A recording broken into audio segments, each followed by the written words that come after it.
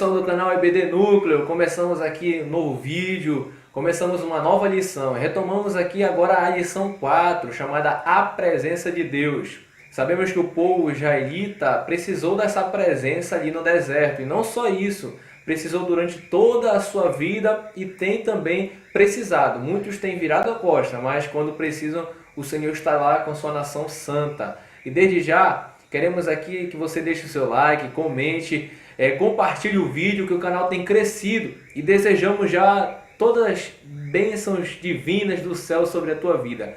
Quero apresentar o professor Rafael Duarte, que aqui também está comentando, é o novo professor desse ano, juntamente com o nosso professor Leonardo Souza, o famoso Leco, e estará conosco. Rafael. Pois é, galera, é isso aí, estamos dando início à lição número 4 da classe de jovens, rumo à Terra Prometida, e hoje nós vamos falar sobre algo importantíssimo, sobre a presença de Deus no deserto. Chegamos à nossa meta desse período de vídeo aqui que a gente fez, da lição 3 até a lição 4, que estamos gravando e lançando agora. A gente fez uma meta aí. Queremos chegar a 200 inscritos. Para nossa felicidade, Rafael, passou de 200. Tem 212 agora inscritos. Ou seja, foi um crescimento absurdo, entre aspas, né? Que a gente achou absurdo. Um crescimento grande mesmo, perto de um canal novo. Mas a gente quer o que, Rafael? Que as pessoas venham mais, compartilhem aí. Então queremos agradecer a todos vocês que estão no nosso canal. Comente. Só sentimos um pouco de falta disso. Do seu comentário e talvez a sua pergunta ali no comentário, que a gente pode usar ela em outra edição, né? Então comente mais. Então vamos começar aqui com o texto do dia, da lição 4. Texto do dia.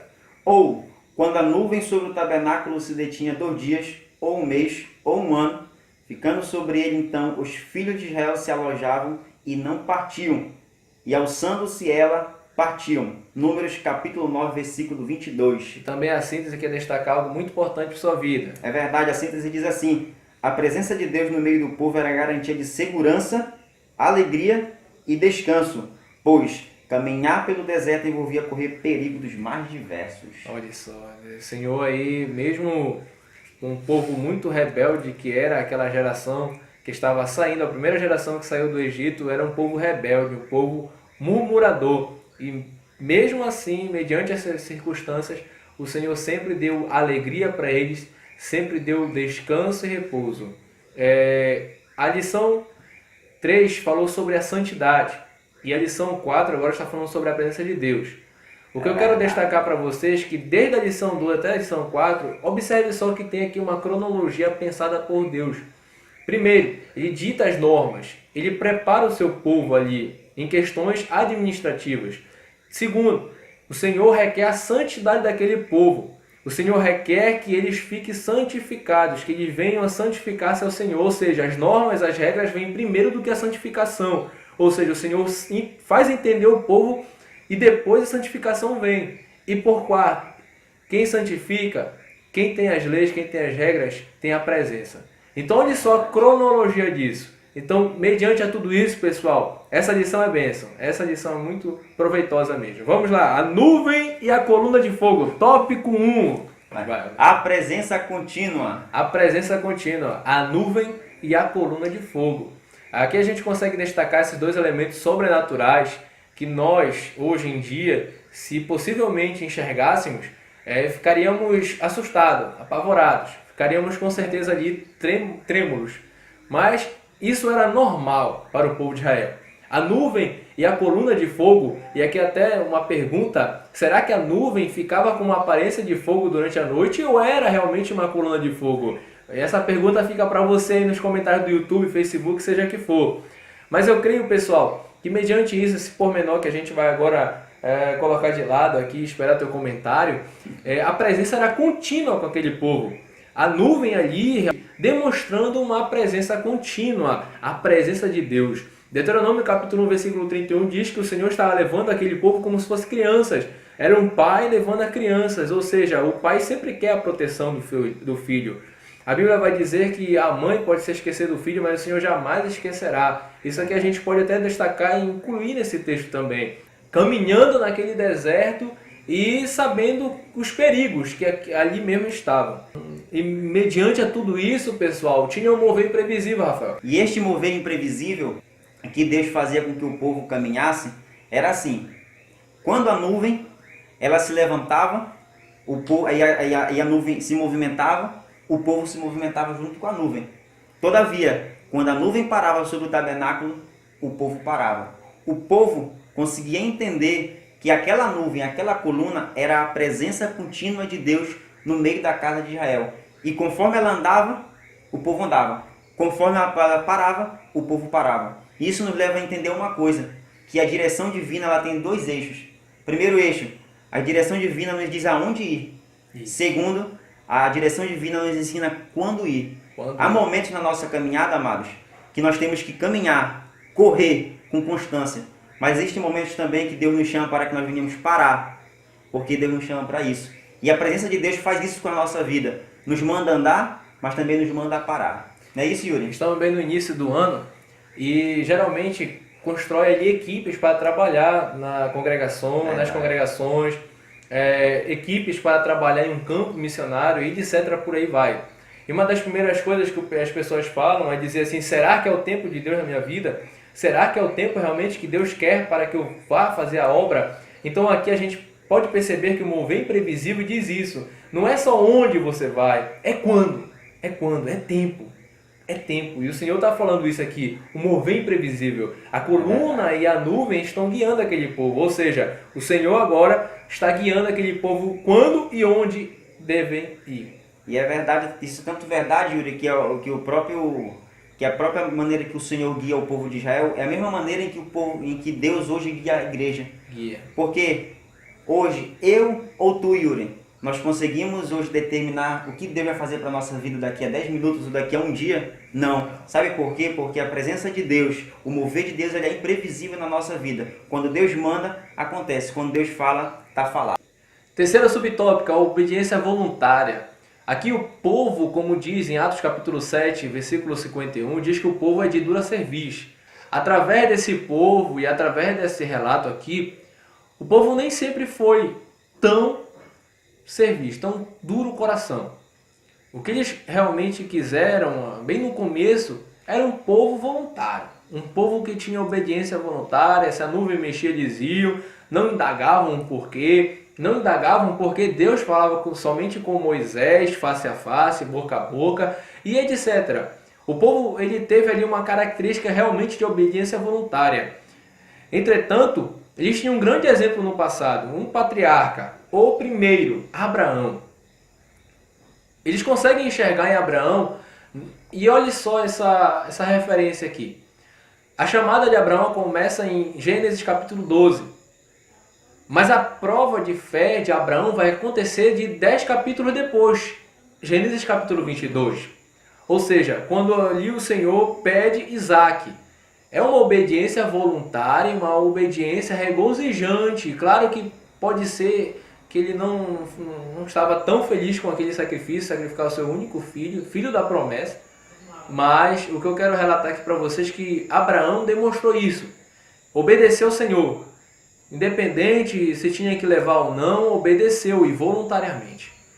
E por isso, Yuri, que o comentarista vai dizer que a própria obediência ela é um segredo, ela é uma bússola, ela é um mapa e ela é um caminho em que nós devemos trilhar. Porque através da obediência a Deus é que as bênçãos chegam sobre a nossa vida. Nós falamos sobre isso na lição 2 desse trimestre. Então, Rafael, o que a gente pode concluir aqui desse tópico 1, uma síntese, é que a obediência voluntária é a obediência voluntária é a garantia da presença contínua de Deus que os leva a um mover imprevisível. Isso. É disso que nós tiramos esse primeiro tópico de lição para as nossas vidas. Amém? Tópico 2. Vamos ao início da caminhada. Agora, a ordem para marchar. A ordem é para marchar. Yuri, em Números capítulo 10, Deus chama Moisés. E Moisés chama para Moisés fazer duas trombetas de prata. E essas trombetas serviriam para quê? Servia para que o povo pudesse tocá-la antes de sair para a caminhada no deserto.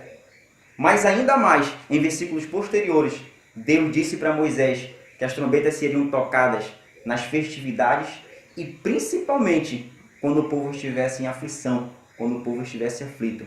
E isso então nós podemos entender uma coisa, Yuri, que a trombeta, quando era tocada, era uma verdadeira oração que o povo fazia a Deus. Ou seja, Deus, eu vou sair agora, eu vou sair em direção à terra de Canaã, mas antes disso eu vou tocar a trombeta. Ou seja, antes disso eu vou orar. E quando eu estiver em momentos de atribulação, em momentos de dificuldade, o povo também trocava e dizia para Deus: Deus, através desta trombeta, eu oro te pedindo para que tu possas me proteger aqui neste deserto. E quando o povo também estava feliz, da mesma maneira o povo também trocava a trombeta para significar que a felicidade do povo era porque Deus estava com eles, os abençoando e os livrando das maldades do deserto. Não é isso, Yuri? Lembrando que a gente pode aqui também fazer uma pequena comparação, mas uma comparação bíblica. No povo de Israel sempre teve esse costume, já é uma tradição, visto que está na lei, no Pentateuco, na Torá, que a trombeta é tocada nessas circunstâncias, para fazer Deus lembrar deles e eles lembrar de Deus, certo? Verdade. E Deus salvá-los, né, em circunstâncias e também deles mesmos relembrarem quem é Deus, quem eles eram. No Novo Testamento é um pouco diferente. Não é um acessório que usamos, não é um objeto que usamos. Aliás, somos templo dele, o Espírito Santo. O Espírito Santo faz a gente lembrar do Papai do Céu e também faz ele lembrar de nós, porque o Espírito Santo intercede por nós com gemidos inexprimíveis. Ou seja, né, Rafael? Aqui no Antigo Testamento é uma trombeta, mas no Novo é o próprio Espírito Santo que roga por nós. Faz ele lembrar da gente. Olha só. E isso em Romanos capítulo 8 o apóstolo Paulo fala que o Espírito Santo intercede por nós com gemidos inexprimíveis. Olha só, a ordem para marchar, mas não esqueça de tocar a trombeta. Aliás, não é mais a trombeta um objeto, mas sim o teu coração, o Espírito Santo que está em ti. Confiança do líder da balada, subtópico 2 do tópico 2. Aqui conseguimos enxergar um pouco a questão administrativa, o medo de Moisés acerca das dificuldades que viriam pela frente. Moisés agora ele está com uma pessoa familiar, Hobabe ou Robabe, assim como você pronunciar. E ele vai chegar com Hobabe, vamos falar, ele vai chegar com seu cunhado. E chegando ali com seu cunhado, ele fala algo, dizendo: vem conosco, Israel vai te fazer bem, você será os nossos olhos. Porque o cunhado dele estava acostumado com aquela terra. Era uma terra que possivelmente ele ali já estava familiarizado, já sabia onde estavam os mananciais, já sabia onde estavam os oásis da vida. Então, para ter uma segurança a mais, ele queria com que o seu cunhado fosse com ele. Mas essa confiança foi um pouco abalada, se não vamos dizer aqui muito, de Moisés. Ele poderia muito bem olhar para o céu e realmente a sua confiança já poderia voltar como era antes, como era outrora. Porque no céu estava uma nuvem guiando o povo. Ou seja, a direção de Deus estava guiando aquele povo. Não é a primeira vez que Moisés vai fazer isso, Rafael. A primeira vez que Moisés vai fazer acerca dessa situação de passar a bola para outro, do seu cajado para outro, é em Êxodo capítulo 4, versículo 10 a 14. Quando o Senhor vai dizer: eu serei contigo, serei com a tua boca. Quem é tu para dizer que não sabe falar? Eu sou o Deus, né? Eu sou o que sou. Moisés mesmo assim vai retrair e contra a vontade do Senhor. Eu vou dizer isso realmente porque a gente não dá a notatividade ali de que foi o Senhor que escolheu Arão. O Senhor fez ali uma direção de alguém para poder ajudar Moisés. Mas que de primeiro plano que Arão já estava... Não posso afirmar isso aqui. Então, o Senhor vai... então Arão será a tua boca. Verdade. A primeira vez foi Arão. A segunda agora era Hobabe. Olha só, primeiro era a boca, depois eram os olhos. Tem coisas, pessoal, que não podemos deixar para alguém fazer por nós, ministerialmente. Tem missões que eu tenho que fazer, que você tem que fazer individual. Não dá para alguém ser o teu olho, ser a tua boca toda hora. Você tem que tomar essa atitude. Então, a única coisa que eu deixo claro aqui nesse subtópico é que você possa olhar para cima e saiba que tem uma nuvem, ou seja, tem a presença de Deus contigo. E Yuri, em Números capítulo 11, o povo começa a resmungar. Só tem ovo! O povo começa a ficar atribulado, o povo começa a murmurar, o povo começa a reclamar toda aquela situação. complicada, aquela situação complicada, o povo começa a murmurar. E detalhe, Yuri, o povo tá murmurando de uma coisa que Deus manda. É verdade. Deus está mandando maná e o povo está reclamando. Deus manda carne E o povo está reclamando. Deus faz rocha da água E o povo está reclamando. E durante essa murmuração de todo o povo, essa murmuração que o povo estava fazendo primeiramente contra Deus, e logo em seguida contra Moisés, foi uma coisa que o povo não aprendeu, que foi ser grato a Deus por tudo que Deus faz sobre as suas vidas. Porque, Yuri, uma coisa é certa, porque se Deus manda maná, nós devemos ser gratos. Se Deus mandar carne, nós devemos ser gratos. Mas se Deus não mandar nada, nós devemos ser gratos. E a questão da gratidão, Yuri, muitas vezes ela é tida como algo supérfluo, algo muito superficial. Mas na verdade não é. Para Deus, gratidão é algo importantíssimo. Tanto é verdade que em Lucas capítulo 17, Yuri, quando o próprio Jesus Cristo cura os 10 leprosos, Deus dá uma ordem para que eles fossem e dos 10, somente um volta para agradecer a Deus. Ou seja, só um dos 10 leprosos foram gratos a Deus. E quem era? De que nação era o leproso? Ele era estrangeiro. Estrangeiro. Ele era estrangeiro. E diante disso, o próprio Jesus pega e fala: levanta-te e vai, porque a tua fé te salvou. Então a questão da gratidão a Deus é algo importantíssimo. Se você hoje tem recebido as coisas de Deus, muito ou pouco, ovo ou carne ou nada, seja grato a Deus. Mortadela, salsicha, seja o que for, seja grato a Deus. Seja grato a Deus. E essa gratidão... Eu quero cantar a música aqui, ó. Se Deus fizer, Ele é Deus, Ele não.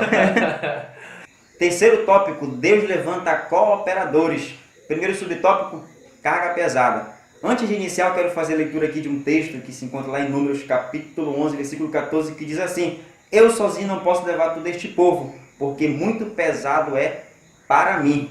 Yuri, depois da murmuração do povo contra Deus e contra Moisés, ele começa a sentir uma carga muito pesada sobre a sua vida. E diante de tudo isso, o próprio Moisés pega e fala: para mim muito é pesado todo este trabalho, para mim muito pesado é todo este fardo. E diante dessa situação, Deus permite que Moisés escolha 70 anciãos para que possa auxiliá-lo, para que possa ajudá-lo na caminhada rumo a Canaã, rumo à terra prometida. E daí, nós temos uma aplicação para as nossas vidas, é de que ninguém faz a obra sozinho. Verdade. Todos nós precisamos de uns dos outros para fazermos a obra.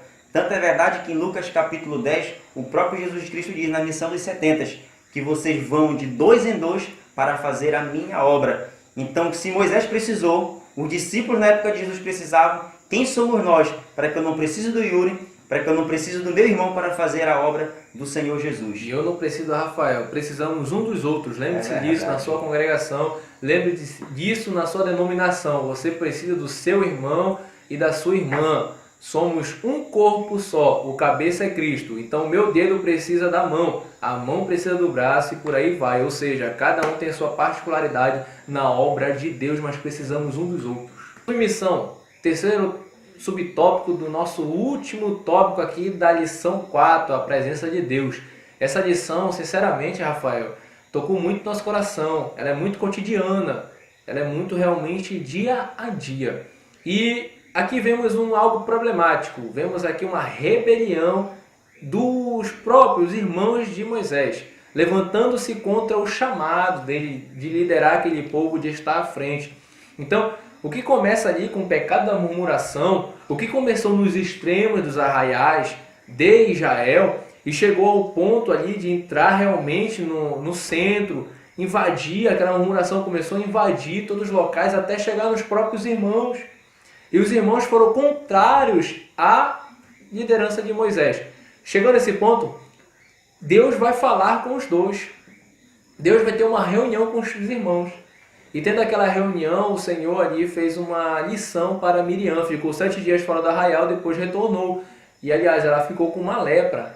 Ela ficou leprosa. Depois, sinceramente, foi curada. Então, pessoal, o que conseguimos enxergar aqui é que a insubmissão contrária à palavra de Deus, ela não tem firmamento, ela não tem base bíblica. A Bíblia vai dizer que devemos respeitar as autoridades, devemos respeitar e ter submissão às nossas lideranças. Né, Rafael? Isso mesmo. E para finalizar esse subtópico, Yuri, nós podemos falar aqui sobre Hebreus capítulo 13, versículo 7, que diz assim: lembrai-vos dos vossos pastores que vos falaram a palavra de Deus. Yuri, portanto, a rebeldia não é de Deus. Insubmissão não é de Deus. Não é de Deus. E a conclusão aqui de toda essa lição, o que podemos enxergar e concluir é que as misericórdias do Senhor são a causa de não sermos consumidos. Ou seja, é realmente a presença dele ali, tendo a misericórdia e a graça superabundando a nossa vida. Bom, pessoal, quero mandar um abraço também para todos que acompanharam a nossa live lá no meu perfil. Antes da gente gravar, fizemos aí uma live e queríamos deixar também um recado, não foi, Rafael? Queremos deixar aqui o nosso agradecimento para o Valdeir, para a Vicky, para o Adriano e para o Edivan também. Então, e para a Renata também, manda um abraço aí. Muito obrigado por ter acompanhado a nossa live e agora assistindo o nosso canal. Cumprimos nossa promessa de mandar um abraço. Galera, fechamos a lição. Lição 5 está vindo por aí também. E queremos o teu apoio, queremos o teu acompanhamento. Muito obrigado, né, Rafa? É verdade. Na próxima lição, Rafael e Leco estarão gravando. Deus nos abençoe. Segura a esteira aí. Ó o dó. Vem.